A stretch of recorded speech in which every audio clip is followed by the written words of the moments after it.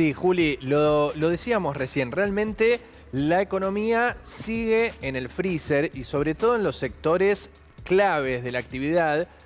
No es extraño para ustedes que nos están viendo porque contamos semana a semana cómo cierran cada vez más empresas de cada vez más variados rubros, cómo crece la cantidad de despidos y suspensiones también en distintos sectores, pero claro, venimos de un mes complicado como lo fue enero, terminamos febrero y los primeros datos sectoriales que empiezan a aparecer, te digo, Juli, que son bastante preocupantes en rubros clave de la industria, ligados a la construcción también y al comercio. ¿Y por qué destaco estos tres sectores? Porque claro, son los que deberían, en una economía como la Argentina, motorizar una eventual recuperación del empleo registrado. Bueno, lo que empiezan a arrojar estos datos es que posiblemente cuando nos acerquemos a tener datos oficiales que vienen con mucho rezago, sí, vayamos a ver otro mes muy complicado para la economía y particularmente para estos sectores. Si les parece, vamos a repasar la placa con estos primeros datos, los números rojos de febrero que empiezan a preocupar y bastante en distintos sectores de la actividad y te digo, en algunos despachos oficiales también. Los despachos de cemento, que es habitualmente el primer indicador que surge para palpar el pulso de lo que sucedió en la actividad de la construcción. Bueno, cayeron 5,8% interanual. Es una caída importante contra un mes, febrero del año pasado, que no era un mes descollante para la actividad de la construcción. Es decir, es un primer termómetro complicado. Fíjense, la producción automotriz cayó 30,1% interanual y no es un caso aislado, porque sabemos que en el verano pueden haber diferencias entre en qué mes una fábrica decide hacer su parada de planta habitual. Bueno, venimos ya de por lo menos 3 meses de números cada vez más similares a esto que estamos viendo en pantalla, con lo cual marcan una constante. Y claro, hay un combo de una baja en los patentamientos, como vemos en el capítulo siguiente, de autos, sí, en este caso 6%, como verán, es bastante menor la baja de los patentamientos respecto de la producción. Claro, ganan cada vez más participación los autos importados en esos patentamientos que además se están achicando en el último tiempo. La recaudación de IVA DGI, el IVA interno que se paga por la actividad comercial, es un termómetro en términos tributarios de lo más palpable de cómo viene el pulso de la actividad económica. 3,2% abajo en términos interanuales. Y por último, el último dato que destacábamos, fíjense la medición de las ventas del comercio minorista de alimentos en Córdoba. En este caso lo destaco porque lo releva el IETSE, que es el instituto que está ligado al Centro de Almaceneros de Córdoba y es un primer testimonio del consumo masivo, 8,4% abajo en términos interanuales contra un comienzo de 2025 que era un comienzo de 2025 ya en números muy pero muy bajos porque 2024, recordarán, fue récord de caída del consumo masivo en Argentina. Bueno, en esta situación estamos con los primeros números que emergen de actividades sectoriales y que de alguna manera empiezan a permitir adelantar qué es lo que nos vamos a encontrar cuando aparezcan los números agregados de la actividad industrial en su conjunto, de la construcción en su conjunto y luego de la actividad económica en su conjunto. Ahora, Juan, a ver, las cifras que estabas mostrando, y para que todos también sepan en casa, no son naturales, no son normales, no son caídas que habitualmente uno puede llegar a tener. ¿Por qué? Bueno, por una retracción determinada del mercado de consumo. Ahí lo que se nota muy bien es que hay una política anti-industrial por parte del gobierno, pero además muy segmentada también y enfocada en el sector automotriz.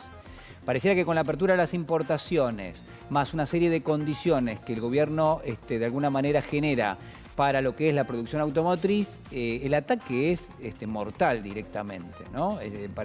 Da la sensación de que no sé con qué parte de ese sector automotriz se va a quedar la Argentina, pero pareciera que lo quieren descomponer y lo quieren directamente hacer desaparecer. Sí, incluso te digo, Juli, empieza a aparecer la preocupación en algunos actores de los sectores beneficiados del modelo. Por ejemplo, en el sector financiero, los bancos, entre paréntesis, han presentado unos balances muy duros en los últimos días, con pérdidas de rentabilidad muy importantes. ¿Por qué? Por el incremento de la morosidad que te contamos todos los días. Sí. Pero empiezan a aparecer preocupación incluso por lo que puede implicar para su propia actividad una dinámica de los sectores productivos en Argentina que no tiene motores para impulsar una recuperación. Bueno, a ver, hablábamos recién de la construcción, las cifras teníamos en pantalla. Hablamos de la industria, son motores que tiene la economía. Y ahora presten atención a estas imágenes, ¿no? Estuvimos en Lanús, allí en la zona de la peatonal. Vamos a hablar del comercio, también como uno de los ejes de la actividad económica en la Argentina.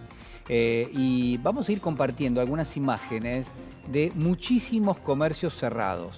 Uno puede decir, bueno, esto no es excluyente de Lanús ni de la peatonal, justamente allí. Pero bueno, sirve de ejemplo y sirve para saber qué es lo que está pasando y por qué el mercado de trabajo también se retrae, por qué se precariza, por qué hay cada vez más desempleo en nuestro país. ¿Por qué? Bueno, porque hay menos consumo, porque hay menos ingresos, porque esos ingresos no alcanzan más que para lo indispensable. Y entonces lo que hay es una secuencia, Juan, sumamente negativa, ¿no? Indudablemente, Juli. Contamos hace poquito nomás cómo cierran 50 kioscos por día según los datos relevados por la propia Cámara que nuclea a los kiosqueros en Argentina. También te contamos la situación de las perfumerías.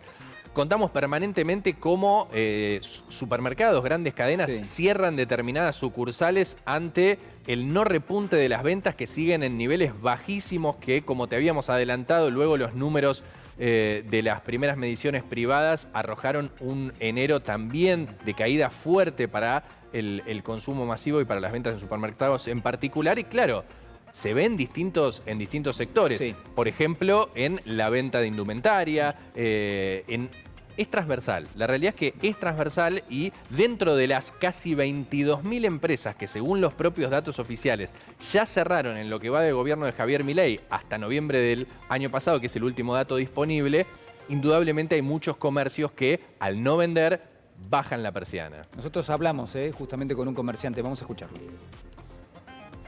¿Cómo marcha todo? Cuéntenos como comerciante.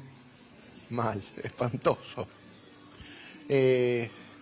Nosotros el año pasado andábamos en 500 y diario y este año estamos en 100, 110, un 20% del año pasado. ¿Qué habla de pesos, digamos? De pesos, pesos. Es mucha la diferencia. Sí, ¿qué te parece? Tenés que pagar los gastos que te suben, el alquiler que te sube, los gastos del personal que te suben, carga social que te sube, la luz que te sube, todo que te sube y la venta te baja. O sea, están condenando a los comerciantes a que bajen la persiana.